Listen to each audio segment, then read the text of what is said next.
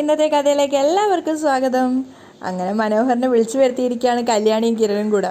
മനോഹറാണെങ്കിൽ എന്തിനാ ഇവർ ദൈവം എന്നെ വിളിച്ചതെന്നുള്ളൊരു പേടിയോടുകൂടി തന്നെയാണ് വരുന്നത്. അപ്പം നേരെ അകത്തേക്കൊക്കെ ക്ഷണിച്ചിരുത്തുന്നൊക്കെ ഉണ്ട്. അതിനുശേഷം കല്യാണി വന്നിട്ട് ചോദിക്കുകയാണ്, എന്തൊക്കെയുണ്ട് നിൻ്റെ വിശേഷം? അപ്പം അങ്ങനെ വലിയ തിരക്കേടൊന്നും ഇല്ലാതെ തട്ടിമുട്ടി പോകുന്നു. അപ്പോൾ കിരണ അർത്ഥം വെച്ചോണ്ടൊക്കെ ചോദിക്കുന്നുണ്ട്, ആരെയാ നീ തട്ടേ മുട്ടിയൊക്കെ ചെയ്യുന്നത്?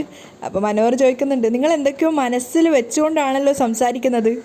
അപ്പോൾ കിരൺ കല്യാണിയെ നോക്കിക്കൊണ്ട് വീണ്ടും പറയുന്നുണ്ട്, ഏയ് ഒന്നുമില്ലടാ, ഞങ്ങളുടെ മനസ്സിനകത്ത് ഒന്നുമില്ല. സംശയത്തോടെ മനോഹർ വീണ്ടും ചോദിക്കുന്നുണ്ട്, എന്നെ വിളിപ്പിച്ച കാര്യം പറഞ്ഞില്ലല്ലോ? അപ്പോൾ കല്യാണിയാണ് പറയുന്നത്, അത് ഞങ്ങളല്ല പറയേണ്ടത്, വേറൊരാളാ. അപ്പോഴേക്കും കയ്യിൽ ചായക്കപ്പുമായിട്ട് നമ്മുടെ മാഗ്ന ഉണ്ട് നടന്നു വരുന്നത്. ശരിക്കും ഒരു പെണ്ണ് കാണാൻ ചടങ്ങ് പോലെ തന്നെയാണ് തോന്നുന്നത് കാണുമ്പോഴേ. അപ്പോൾ കിരൺ അത് കണ്ടിട്ട് പറയുന്നുണ്ട്, പറഞ്ഞ ആളെത്തിയല്ലോ. അപ്പോഴാണ് മനോഹർ അങ്ങോട്ടേക്ക് നോക്കുന്നത്. മാഗ്നയെ കണ്ടത് മനോഹർ ശരിക്കും ഷോക്ക്ഡായി പോവാണ്. മനോഹറിൻ്റെ ഇരിപ്പ് കാണുന്ന സമയത്ത് എല്ലാവരും കളിയാക്കുന്ന രീതി ചോദിക്കുന്നുണ്ട്, എന്താടാ നീ മാഗ്നയെ കണ്ടിട്ട് ഞെട്ടിയത്? കിരൺ ചോദിക്കുക. കല്യാണിയും ചോദിക്കുന്നുണ്ട്, നേരത്തെ മാഗ്നയെ പരിചയമുണ്ടോ? അപ്പം പെട്ടെന്ന് പതറിക്കൊണ്ട് പേടിച്ചുകൊണ്ട് മനോഹർ പറയുന്നുണ്ട്, അത് പിന്നെ ഇതുപോലെ ആരെയോ ഞാൻ കണ്ടിട്ടുണ്ട്. അതിന് മറുപടി കൊടുക്കുന്നത് മാഗ്നയാണ്. ഇന്നലെ കണ്ടവരെ ചേട്ടൻ മറക്കുമോ? എനിക്ക് ചേട്ടനെ പരിചയമില്ല എന്ന് പറഞ്ഞിട്ട് കൂടി നല്ല പരിചയമുണ്ടെന്നാണല്ലോ ചേട്ടൻ പറഞ്ഞത്. മനോഹറിന് എന്താ പറയേണ്ടതെന്ന് അറിയാതെ തലയും താഴ്ത്തിയിരിക്കുക. ദൈവമേ, കിരണിൻ്റെയും കല്യാണിയുടെയും മുന്നിലാണ് വന്ന് എത്തിയിരിക്കുന്നത് ഈ പെണ്ണിൻ്റെ അടുത്തേക്ക്. ആ ഒരു രീതിയിലാണ് നിൽക്കുന്നത്. എന്നിട്ടിപ്പോൾ പരിചയപ്പെട്ടപ്പോൾ ഓർമ്മ കിട്ടുന്നില്ല അല്ലേ? മാഗ്ന അങ്ങനെ കൂടെ ചോദിച്ച സമയത്ത് ശരിക്കും മനോഹർ ക്ഷീണിച്ച് വേർത്ത് കുളിച്ച് നിൽക്കുകയാണ്. അത് കണ്ടപ്പോൾ തന്നെ കിരൺ പറയുന്നുണ്ട്, ഇവനെ ഭയങ്കര പാനിക്കാ, ആ ചായ ഇവന് കൊടുക്ക്. ചായ കൊണ്ട് മാഗ്ന പോയ സമയത്ത് മനോഹർ ഇങ്ങനെ പേടിച്ച് നിൽക്കുകയാണ്. അപ്പോൾ കിരൺ ദേഷ്യത്തോട് പറയുന്നുണ്ട്, എടുക്കടാ. അങ്ങനെ പേടിയോടുകൂടിയാണ് മനോഹർ ചായ എടുക്കുന്നത്. അതിനുശേഷം കിരണിനും കല്യാണിക്കും ചായ ഗ്ലാസ് ഓരോ കപ്പ് കൊടുക്കുകയാണ് മാഗ്ന. അപ്പോൾ പേടിച്ച് നിൽക്കുന്ന മനോഹറിനോട് കിരണാണ് പറയുന്നത്, എടാ കുടിക്ക്. അപ്പോഴാണ് മനോഹർ ചായ കുടിക്കുന്നത്. അത് കണ്ടപ്പോൾ കല്യാണി പറയുന്നുണ്ട്, ശരിക്കും നിനക്ക് ചായ കുടിക്കാനല്ല തരേണ്ടത്, നിൻ്റെ മുഖത്തോട്ടേക്ക് ഇതേപോലെയുള്ള ചൂട് ചായ ഒഴിക്കുക വേണ്ടത്. അതിനൊന്നും ഒരു മറുപടി ഇല്ലാതെ മനോഹർ കേട്ട് നിൽക്കുകയാണ്. അപ്പം കല്യാണി ദേഷ്യത്തോട് പറയുന്നുണ്ട്, നിനക്ക് എത്ര പറഞ്ഞാലും മനസ്സിലാവുന്നില്ലല്ലോടാ, നീ നിൻ്റെ സ്വഭാവം മാറ്റത്തില്ലല്ലേ? അപ്പോൾ മാഗ്ന പറയുന്നുണ്ട്, ചേട്ടാ എൻ്റെ കല്യാണം കഴിഞ്ഞതാ, എൻ്റെ ഭർത്താവ് മരിച്ചുപോയി. അതൊക്കെ മനോഹറിന് ശരിക്കും പുതിയ പുതിയ അറിവുകളായിരുന്നു. അപ്പോൾ കിരൺ പറഞ്ഞു കൊടുക്കുന്നുണ്ട്, എടാ പ്രേമിക്കുമ്പോൾ അതൊക്കെ നോക്കിയിട്ട് വേണ്ടടാ പ്രേമിക്കാൻ. അപ്പോൾ മനോഹർ പേടിയോടെ പറയുന്നുണ്ട്, ഒരബദ്ധം പറ്റിപ്പോയി. അപ്പോൾ കല്യാണി ദേഷ്യത്തോടെ പറയാം, ഇതിനകം നീ എത്ര പെൺകുട്ടികളെ വശത്താക്കിയിട്ടുണ്ട്? അതേപ്പറ്റിയൊക്കെ ഞാൻ സാവകാശം ചോദിച്ചോളാം, നീ ചായ കുടിക്കടാ. കിരൺ പറയുന്നത് കേട്ടപ്പോൾ മനോഹർ വേഗം ചായ കുടിക്കുകയാണ്. അപ്പം മാഗ്നയാണെങ്കിൽ മനോഹറിനെ തന്നെ നോക്കി നിൽക്കുന്നുണ്ട്. അത് കണ്ട് പേടിയോടെയാണ് മനോഹർ നിൽക്കുന്നത്. അപ്പോൾ കല്യാണി പറയുന്നുണ്ട്, മാഗ്ന ഭർത്താവ് മരിച്ചതിന് ശേഷം ആകെ വിഷമത്തിലാണ്. അതിനിടയിൽ നിന്നെ പോലുള്ളവർ വരണം ഇടയ്ക്ക് ചില നേരം പോക്കുകൾ ഉണ്ടാക്കാൻ. നാണം കെട്ടവൻ, നിനക്ക് ചൂല് കൊണ്ട് അടി തന്ന് വിടേണ്ടതാ. എന്താടാ നീയൊക്കെ ഇങ്ങനെ ആയിപ്പോയത്? ഒന്നിനും മറുപടി ഇല്ലാതെയാണ് മനോഹർ ഇരിക്കുന്നത്. അപ്പോൾ ചായ കുടിച്ചു കഴിഞ്ഞപ്പോൾ കിരൺ പറയുന്നുണ്ട്, ചായ കുടിച്ചു കഴിഞ്ഞില്ലേ, എങ്കിൽ നീ പോര്. മനോഹർ എഴുന്നേറ്റപ്പം കല്യാണി പറയുന്നുണ്ട്, ഇനി മാഗ്നയുടെ മുഖം ഒന്ന് നോക്കി വെച്ചോ, ഇനി എവിടെയെങ്കിലും കണ്ടാ മറക്കണ്ട. അവരുടെ വിസ്താരം കഴിഞ്ഞപ്പോൾ കിരൺ മനോഹറിനെ കൂട്ടി പുറത്തേക്ക് പോവുകയാണ്. എന്നിട്ട് മനോഹരോട് ചോദിക്കുന്നുണ്ട്, നീ ഇപ്പോഴും നിൻ്റെ കൃഷി അതുപോലെ തുടരുക അല്ലേ? സാമാന്യം തരക്കേടില്ലാത്ത പെൺകുട്ടികളെ കണ്ടു കഴിഞ്ഞാൽ നീ അപ്പം തന്നെ കയറി അങ്ങ് കൊത്തുമല്ലേ? സാധാരണയായി ഒരു പെൺകുട്ടിയെ കല്യാണം കഴിച്ചതിന് ശേഷം അവൾക്കൊരു കുഞ്ഞുണ്ടാവുമ്പോൾ മുങ്ങുന്നതാണ് നിൻ്റെ ഇടപാട്. എന്നിട്ട് തിരിഞ്ഞ് മനോഹറിൻ്റെ വീട്ടിലേക്ക് നോക്കിക്കൊണ്ട് കിരൺ പറയുന്നുണ്ട്, പക്ഷേ ഇവിടെ നീ അങ്ങനെയല്ലല്ലോ ചെയ്തത്, വയറ്റിലൊരു കുഞ്ഞുള്ള പെണ്ണിനെയാണല്ലോ നീ സ്നേഹിച്ചത്. അത് ശരിക്കും മനോഹറിന് മനസ്സിലായില്ല. അപ്പോൾ കിരൺ പറഞ്ഞു കൊടുക്കുന്നുണ്ട്, എടാ പുറമേന്ന് നോക്കിയപ്പോൾ മാഗ്ന പ്രഗ്നൻ്റ് ആണെന്ന് നിനക്ക് മനസ്സിലായില്ല അല്ലേ? എങ്കിൽ നീ കേട്ടോ, അവളുടെ വയറ്റിൽ ഇപ്പോൾ ഒരു ജീവൻ തുടിക്കുന്നുണ്ട്. അത് ശരിക്കും മനോഹറിന് ഷോക്കായിരുന്നു. അപ്പോൾ കിരൺ പറയുന്നുണ്ട്, അതൊക്കെ അറിഞ്ഞിട്ട് വേണ്ടടാ നിൻ്റെ കൃഷിപ്പണി തുടങ്ങാൻ. നിൻ്റെ ഈ പ്രവൃത്തിക്ക് നിൻ്റെ നെഞ്ചിടിച്ച് വാട്ടി ചോര തുപ്പിക്കേണ്ടതാ. പിന്നെ ഇപ്പം നിന്നെക്കൊണ്ട് ഗുണമുള്ളത് കൊണ്ട് നീ ഞങ്ങൾ പറയുന്നതെല്ലാം കേൾക്കുന്നത് കൊണ്ട് പ്രത്യേകിച്ചൊന്നും ചെയ്യുന്നില്ല. അല്ല, നിൻ്റെ അമ്മായി അച്ഛൻ്റെ ഭ്രാന്തൊക്കെ മാറിയോ? അതിന് അയാൾക്ക് ഭ്രാന്തില്ലല്ലോ സർ. അപ്പം നിൻ്റെയോ? അതിന് മനോഹർ തലതാഴ്ത്തി നിൽക്കുകയാണ്. അപ്പോൾ കിരൺ പറയുന്നുണ്ട്, എടാ ഇതും ഒരുതരം ഭ്രാന്താണെടാ. ഇങ്ങനെ പെൺകുട്ടികളെ കല്യാണം കഴിച്ച് വഞ്ചിക്കുന്നവന് ശരിക്കും ഒരു ഷോക്ക് ട്രീറ്റ്മെൻറ്റ് തരേണ്ടതാ. അപ്പോൾ ചെറുതായിട്ടൊന്ന് ഞെട്ടിയിട്ടാണ് മനോഹർ നോക്കുന്നത്. അപ്പോൾ കിരൺ പറയുന്നുണ്ട്, ഞങ്ങൾക്കെതിരെ നീ ഇപ്പോൾ തരികിടപ്പണിയൊന്നും കാണിക്കുന്നില്ല, അതുകൊണ്ടാണ് നിന്നെ വെറുതെ വിടുന്നത്. അപ്പം മനോഹർ സങ്കടത്തോട് പറയുന്നുണ്ട്, സാറിന് അറിയാലോ, ഇവിടെ നിന്നിപ്പോൾ ഏകദേശം പോവാനുള്ള സമയമായി. ഓഹോ, അപ്പം നീ അടുത്ത മേച്ചിൽപ്പുറം തേടിയതാണല്ലേ? ഡാ, നീ ഇപ്പോൾ ആ ജുബാനേനെയും ഡോനേനെയൊക്കെ കാണാറുണ്ടോ? ഇല്ല. എടാ, അവരൊക്കെ ഈ പരിസരത്ത് തന്നെ ഉണ്ട്.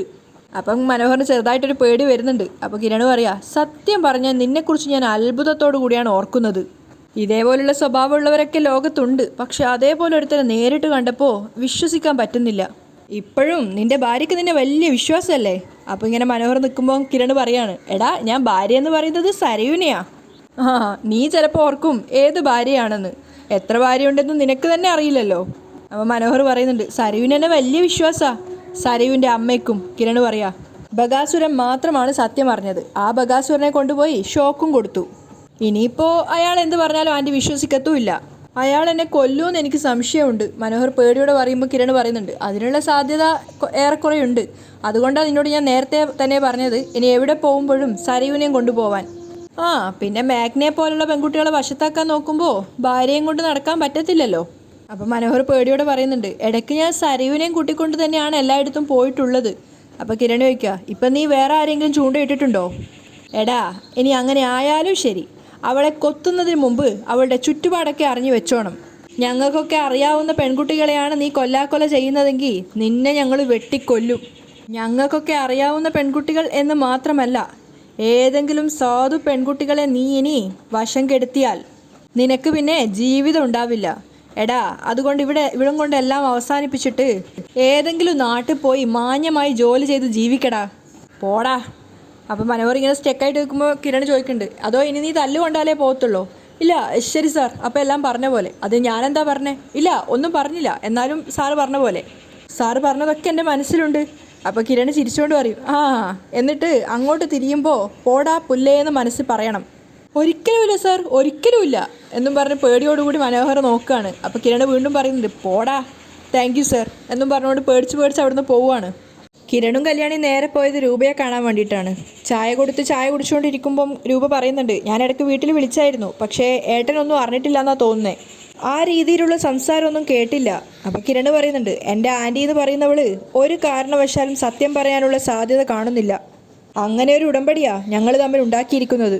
എൻ്റെ ജീവിതത്തിൽ ഏറ്റവും വിഷമമുള്ള കാര്യമാണ് ഇവളുമായിട്ട് ബന്ധം പിരിയുക എന്ന് പറയുന്നത്. എന്നിട്ടും ഞാൻ അവർക്ക് വാക്കുകൊടുത്തു. കാരണം ഞാൻ പറഞ്ഞത് സത്യമാണെന്ന് അവരെ ധരിപ്പിക്കാൻ വേണ്ടി മാത്രമാണ്. അതിലവരൊന്ന് കൺഫ്യൂഷൻ ആയിട്ടുണ്ട്.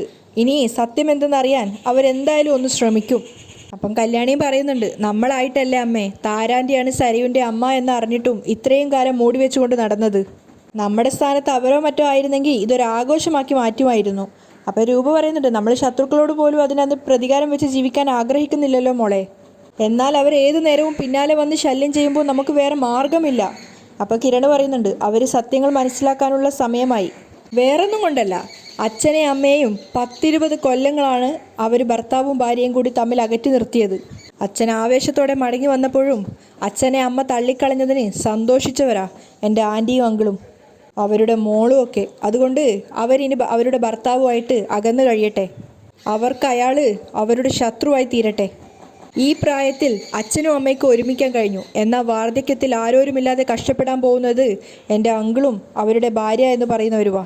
അത് കേട്ടപ്പോൾ രൂപക്കും ചെറുതായിട്ടൊരു സന്തോഷം ആവുന്നുണ്ട്. അപ്പം കിരൺ പറയുന്നുണ്ട്, കല്യാണി എൻ്റെ ജീവിതത്തിലേക്ക് വന്നതിന് ശേഷം ഒരുപാട് മാറ്റങ്ങളാണ് നമ്മുടെ കുടുംബത്തിലുണ്ടായത്.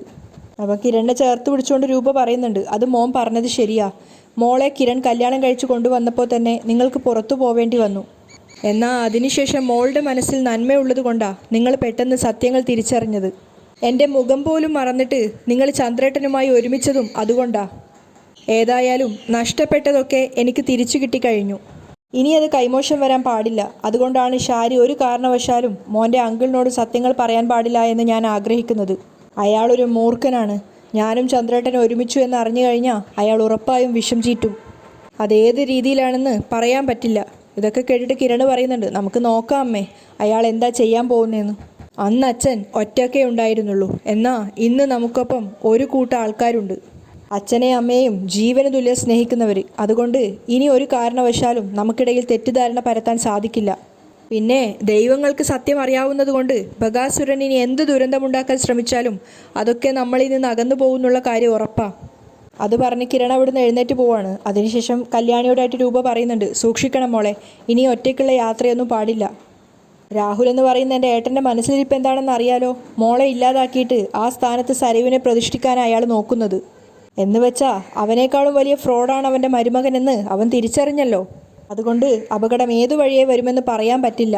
കല്യാണിക്ക് മുന്നറിയിപ്പ് കൊടുക്കുകയാണ് രൂപ. കിരണ് നേരെ കാണാൻ പോയത് ശാരിയാണ്. അവർ വന്നപ്പോൾ തന്നെ അവർ കിരണിനോട് പറയുന്നുണ്ട്, നാളെയാണ് റിസൾട്ട് വരുന്നത്. അതിനുശേഷം നീ വാക്ക് പാലിക്കുമല്ലോ, കല്യാണിയായിട്ടുള്ള ബന്ധം പിരിയുമല്ലോ. ഒരു വെല്ലുവിളിയോട് കൂടി തന്നെയാണ് ശാരി ചോദിക്കുന്നത്. അപ്പോൾ കിരണും അതേപോലെ തന്നെയാണ് മറുപടി പറയുന്നത്, ഉറപ്പായിട്ടും. പക്ഷേ അങ്ങനെ ഒരു സാഹചര്യം ഒരിക്കലും ഉണ്ടാവില്ല. എന്തായാലും നാളെ റിസൾട്ട് അറിയുമല്ലോ. അതിനുശേഷം എനിക്ക് ഒരുപാട് പറയാനുണ്ട്. പക്ഷേ പരിഹാസത്തോടെയാണ് ശാരി മറുപടി പറയുന്നത്, പറയാനൊന്നുമില്ലടാ. ഇങ്ങനെ ഒരു ടെസ്റ്റ് നടത്തിയത് തന്നെ സത്യത്തിൽ എനിക്ക് നാണക്കേടാ. പിന്നെ സരയു എൻ്റെ മോളല്ലെങ്കിൽ നീ കല്യാണിയെ വിട്ടുകളയൂന്ന് പറഞ്ഞത് ഞാൻ സീരിയസ് ആയി എടുത്തുവെന്നേ ഉള്ളൂ. അപ്പം കിരണും പരിഹാസത്തോടെ പറയുന്നുണ്ട്, നാളെ വിധി വന്നു കഴിയുമ്പോൾ അത് നിങ്ങൾ മാറ്റി പറയാൻ ശ്രമിക്കരുത്. അതൊരിക്കലുമില്ല, എനിക്കതിൻ്റെ ആവശ്യവും ഇല്ല. അപ്പോൾ കിരണി ചോദിക്കുന്നുണ്ട്, ഇനി ഞാൻ പറഞ്ഞത് ശരിയാണെങ്കിൽ പിന്നെന്താ പരിപാടി? നിങ്ങൾ ഇത്രയും നാളും വഞ്ചിച്ച ഒരാൾക്കൊപ്പം നിങ്ങൾ ഇനിയും ജീവിക്കുമോ? ആദ്യം നാളത്തെ ദിവസം ഒന്ന് കഴിയട്ടടാ. അത് കഴിഞ്ഞ ശേഷം നമുക്ക് ബാക്കിയൊക്കെ ആലോചിക്കാം. പിന്നെ നിന്റെ അങ്കിൾ എന്തൊക്കെ നെറുകേട് കാണിച്ചാലും ഇങ്ങനെ ഒരു ചതി എന്നോടും എൻ്റെ മോളോടും ചെയ്യില്ല. അത് കേട്ടപ്പോൾ കിരണിൻ്റെ ചിരിയാണ് വരുന്നത്. അയാൾ ഇതല്ല ഇതിനപ്പുറവും ചെയ്യും. 10-25 വർഷം എൻ്റെ അച്ഛനെയും അമ്മയും അകറ്റി നിർത്തിയതാ. ഇപ്പോഴാണ് അവരുടെ റീയൂണിയൻ ഉണ്ടായത്. അതിനൊരു കാരണം ഇത് തന്നെയാ. അമ്മയ്ക്ക് മനസ്സിലായി അങ്കിള് പറഞ്ഞതെല്ലാം കല്ല് വെച്ച നുണയാണെന്ന്. സരയു എൻ്റെ അച്ഛൻ്റെ മകളല്ല എന്നും അങ്കിളുടെ മകളാണെന്നും തിരിച്ചറിഞ്ഞു. അതിനോടൊപ്പം തന്നെ അറിഞ്ഞ കാര്യമാ അവളുടെ അമ്മ താരാൻ്റിയാണെന്ന്. അത് കേട്ടപ്പോൾ ശാരിക്ക് ഒന്നുകൂടെ ദേഷ്യം വരികയാണ്. ഇത് പറയുമ്പോൾ നിന്നെ കടിച്ചു കീറി തിന്നാനുള്ള ദേഷ്യം എനിക്ക് വരുന്നുണ്ട്. പക്ഷേ ഒരു ദിവസം കൂടെ ഞാൻ ക്ഷമിക്കുക. അപ്പോൾ കിരണ് പറയുന്നുണ്ട്, നാളെയും നിങ്ങൾക്ക് ഈ വീറും വാശി ഉണ്ടാവണേ. അപ്പോൾ ശാരി പറയുന്നുണ്ട്, അത് തന്നെയാണ് എനിക്കും പറയാനുള്ളത്. നാളെ നിനക്കും ഇതേ വീറും വാശിയും വേണം. പിന്നൊരു കാര്യം, നീ കല്യാണിയുമായി ബന്ധം പിരിഞ്ഞതിന് ശേഷം രണ്ടാളും ഒരുമിച്ച് ജീവിക്കരുത്. പിന്നെ രണ്ടാളും കാണാനോ സംസാരിക്കാനോ പാടില്ല. അപ്പോൾ കിരണ് പറയുന്നുണ്ട്, ആയിക്കോട്ടെ, ഒരു വാക്ക് പറഞ്ഞാൽ അത് പാലിക്കുന്ന കൂട്ടത്തിലാണ് ഞാൻ. കല്യാണിയോട് ഞാൻ ഇക്കാര്യം പറഞ്ഞു കഴിഞ്ഞു. അവൾക്കും കുറച്ച് സങ്കടം ഉണ്ടെങ്കിലും അവൾ ഇക്കാര്യം സമ്മതിച്ചു കഴിഞ്ഞു. പക്ഷേ ഈ ജന്മം ഞങ്ങൾക്ക് വേർപിരിയേണ്ടി വരില്ല, അത് ഞങ്ങൾക്ക് ഉറപ്പാ. പക്ഷേ നിങ്ങളുടെ ഈ പ്രായത്തിൽ നിങ്ങളുടെ ഭർത്താവിനെ നിങ്ങൾക്ക് തള്ളിക്കളയേണ്ടി വരും. അയാളുമായിട്ടുള്ള ബന്ധം വിച്ഛേദിക്കേണ്ടി വരും. ഒരു പരിഹാസത്തോടെയും വാണിംഗ് പോലെയും ശാരിക്ക് മുന്നറിയിപ്പ് കൊടുത്തിട്ടാണ് കിരൺ അവിടുന്ന് പോകുന്നത്. കിരൺ അവിടുന്ന് പോയതിന് ശേഷം ശാരിയുടെ ധൈര്യമൊക്കെ ചോർന്നു പോകുന്നുണ്ട്. ഇനി അവൻ പറഞ്ഞത് സത്യമായിരിക്കുമോ എന്നൊരു പേടിയിൽ. കല്യാണി മാഗ്നയും കൂടെ അമ്പലത്തിൽ പോയി തിരിച്ചു വരുമ്പോഴാണ് മാഗ്നയുടെ അനിയത്തിയും അമ്മയും കൂടെ പാസ് ചെയ്ത് വരുന്നത്. അപ്പം കല്യാണിക്ക് കാണിച്ചു കൊടുക്കുകയാണ് മാഗ്ന, ചേച്ചി ദേ എൻ്റെ അമ്മയും അനിയത്തിയും. അപ്പം അനിയത്തി അമ്മയോട് പറയുന്നുണ്ട്, ദേ നോക്കമ്മേ ആരാ വരുന്നതെന്ന്. അവർ 4 പേരും അങ്ങോട്ടും ഇങ്ങോട്ടും നോക്കി നിൽക്കുകയാണ്. ആ സമയത്ത് കല്യാണി മാഗ്നയോട് പറയുന്നുണ്ട്, അവർക്കൊന്നും മാഗ്നയെ വേണ്ടല്ലോ. 4 പേരും അടുത്തെത്തിയ സമയത്ത് വെറുപ്പോടു കൂടിയാണ് മാഗ്നയുടെ അമ്മയും അനിയത്തി മാഗ്നയെ നോക്കുന്നത്. അത് കണ്ടിട്ട് കല്യാണി പറയുന്നുണ്ട്, അന്ന് വീട്ടിൽ വന്ന സമയത്ത് നിങ്ങൾക്കൊന്നും മാഗ്നയെ വേണ്ടായിരുന്നല്ലോ എന്ന് കരുതി മാഗ്നയ്ക്കൊന്നും പറ്റിയിട്ടില്ല. ഇപ്പോൾ എൻ്റെ കമ്പനിയിലെ സ്റ്റാഫാ അമ്മയുടെ മോള്. അപ്പോൾ അമ്മ വെറുപ്പോടെയും പുച്ഛത്തോടെയും പറയുന്നുണ്ട്, ഇവളെ സ്റ്റാഫോ MDയോ എന്ത് വേണേലും ആക്കിക്കോ, പക്ഷേ ഇനി ഞങ്ങളുടെ കുടുംബത്തോട്ടേക്ക് വിട്ടേക്കരുത്. അപ്പം മാഗ്നയുടെ അനിയത്തി പറയുന്നുണ്ട്, ഇങ്ങനെ ഒരു ചേച്ചി ഉണ്ടെന്ന് പറയാൻ തന്നെ എനിക്ക് നാണക്കേടാ. പിന്നെ സ്വത്തിനോടും പണത്തിനോടും ആർത്തിയുള്ളവർ സ്നേഹം കാണിച്ച് വീണ്ടും കൂടെ കൂടും. എല്ലാം തട്ടിയെടുക്കാനായിട്ട് അവൾ പുച്ഛത്തോടെ പറയുകയാണ്. അപ്പം കരഞ്ഞോണ്ട് മാഗ്ന പറയുന്നുണ്ട്, ഒരിക്കലും ഞാനങ്ങനെ വരില്ല മോളെ. അമ്മയെ അച്ഛനെ വേദനിപ്പിച്ചിട്ടാണ് ഞാൻ വീട് വിട്ട് ഇറങ്ങിയത്. അതുകൊണ്ട് തന്നെ എനിക്ക് ആ സ്വത്തിലൊരു അവകാശവും വേണ്ട. അപ്പം മാഗ്നയുടെ അമ്മ പറയുന്നുണ്ട്, നീ പോയ അന്ന് തന്നെ ഞങ്ങളെ സംബന്ധിച്ചിടത്തോളം നീ മരിച്ചു കഴിഞ്ഞു. ഇനി ഇങ്ങനെ ഒരു മോള് ഞങ്ങൾക്കില്ല. ഇവൾക്ക് അങ്ങനെ ഒരു ചേച്ചിയും. എൻ്റെ മോളെ പെണ്ണ് കാണാൻ ഒരു കൂട്ടർ വരുന്നുണ്ട്. ഞങ്ങൾക്കൊറ്റ മോളുണ്ട് എന്നാണ് പറഞ്ഞിരിക്കുന്നത്. അപ്പോൾ കല്യാണി പരിഹാസത്തോടെ ചോദിക്കുന്നുണ്ട്, അങ്ങനെ പറഞ്ഞാലും സത്യം അറിയാവുന്ന ആരെങ്കിലും അമ്മയ്ക്ക് 2 മോളുണ്ടെന്ന് പറയില്ലേ? അപ്പോൾ അവർ വീറോടെ പറയുന്നുണ്ട്, പറയുന്നവർ പറയട്ടെ, പക്ഷെ അപ്പോഴും ഞങ്ങൾ ആവർത്തിച്ചു കൊണ്ടേയിരിക്കും ഞങ്ങൾക്ക് ഈ ഒരു മോളേ ഉള്ളൂ എന്ന്. അപ്പം മാഗ്നയുടെ അനിയത്തി പറയുന്നുണ്ട്, ദയവ് ചെയ്ത് ഞങ്ങളെ വഴിയിൽ വെച്ച് കാണുമ്പോൾ സംസാരിക്കാനായിട്ട് അടുത്തേക്ക് വരരുത്. എൻ്റെ ചേച്ചി എന്ന് പറയുന്നവളുടെ ചരിത്രം പറഞ്ഞാൽ എനിക്കൊരിക്കലും നല്ലൊരു ബന്ധം കിട്ടില്ല. അതുകൊണ്ട് നീ ഞങ്ങൾ വിളിക്കാതെ വീട്ടിലേക്ക് വന്നാൽ അതിനർത്ഥം എനിക്ക് നല്ലൊരു ബന്ധം കിട്ടരുതെന്നാണ് നീ ആഗ്രഹിക്കുന്നതെന്നാ. അപ്പോൾ കല്യാണി ദേഷ്യത്തോടെ പറയുന്നുണ്ട്, നിന്റെ കല്യാണത്തിന് പോലും മാഗ്ന വരില്ല. അവൾ വരണമെന്ന് പറഞ്ഞാലും ഞാൻ സമ്മതിക്കില്ല. നിന്റെ ചേച്ചി എന്ത് തെറ്റാ ചെയ്തത്? സ്നേഹിക്കുന്ന ഒരാൾക്കൊപ്പം ജീവിക്കുന്നത് അത്ര വലിയ തെറ്റാണോ? അപ്പം മാഗ്നയുടെ അമ്മ പറയുന്നുണ്ട്, അന്തസ്സില്ലാത്ത ഒരുത്തനൊപ്പാ ഇവളെ ഇറങ്ങിപ്പോയത്. അതുകൊണ്ട് തന്നെയാ ആയുസ് എത്തുന്നതിന് മുമ്പേ അവനെ ഗുണ്ടകൾ കൊത്തി അരിഞ്ഞത്. അമ്മയുടെ നാവിന്ന് അങ്ങനെ കേൾക്കുന്ന സമയത്ത് മാഗ്ന പൊട്ടിക്കരയാണ്. അപ്പം അനിയത്തി പറയുന്നുണ്ട്, ഇവളെ ഇറങ്ങിപ്പോയ ദിവസം ഞങ്ങളുടെ വീടൊരു മരണ വീടായിരുന്നു, അതറിയോ നിങ്ങൾക്ക്? അപ്പം മേഘ്ന കരഞ്ഞുകൊണ്ട് പറയുന്നുണ്ട്, അർജുനേട്ടനെ എനിക്ക് ഇഷ്ടമാണെന്ന് ഞാൻ അമ്മയോടും അച്ഛനോടും പറഞ്ഞതാ, പക്ഷെ വേണ്ടാന്ന് അവർ തറപ്പിച്ച് പറഞ്ഞത് കൊണ്ടാണ് എനിക്ക് അങ്ങനെ ഒരു സാഹസം കാട്ടേണ്ടി വന്നത്. അപ്പോൾ അവളുടെ അമ്മ പറയുന്നുണ്ട്, അതുകൊണ്ട് ഇപ്പോൾ ആർക്കാ നഷ്ടം ഉണ്ടായത്? അവൻ്റെ ഒരു കുഞ്ഞ് വയറ്റിലില്ലേ? ഇനിയിപ്പോൾ നിനക്ക് വളർത്താം അച്ഛനില്ലാത്ത കുഞ്ഞിനെ. അപ്പോൾ കല്യാണി അവരെ വിലക്കുകയാണ്, മതി, ആ കുഞ്ഞിന് അച്ഛനില്ലെങ്കിലും അച്ഛൻ്റെ സ്ഥാനത്ത് നിന്ന് അതിനെ വളർത്താനും ഒരുപാട് ആൾക്കാരുണ്ട്. എനിക്ക് നിങ്ങളെ കാണുമ്പോൾ എൻ്റെ അച്ഛനെ ഓർമ്മ വരുന്നത്, സ്വന്തം മകളെ തള്ളിക്കളഞ്ഞ ഒരച്ഛനെ. എങ്കിലും അതൊരു അച്ഛനാണെന്ന് വിചാരിക്കാം, നിങ്ങൾ പക്ഷെ ഒരു അമ്മയല്ലേ. ഇവളെ പോലെ തന്നെ മേഘ്നയും നിങ്ങൾ നൊന്ത് പ്രസവിച്ചതല്ലേ, എന്നിട്ട് സ്വന്തം മോളോട് ഈ രീതിയിൽ സംസാരിക്കുമോ? ഭർത്താവ് നഷ്ടപ്പെട്ട് അമ്മയാവാൻ പോകുന്ന ഇവളെ സങ്കടപ്പെടുത്തുമോ? അപ്പോൾ അവർ വീണ്ടും ദേഷ്യത്തോടെ പറയുന്നുണ്ട്, ഇവളെ എൻ്റെ മോളല്ല. അത് കേൾക്കുന്ന സമയത്ത് കല്യാണിക്ക് തോന്നുന്നുണ്ട് അവരോട് പറഞ്ഞിട്ട് കാര്യമില്ലാന്ന്. മേഘ്ന അത് കേട്ട് പൊട്ടിക്കരയാണ്. അങ്ങനെയാണ് ഇന്നത്തെ എപ്പിസോഡ് അവസാനിക്കുന്നത്.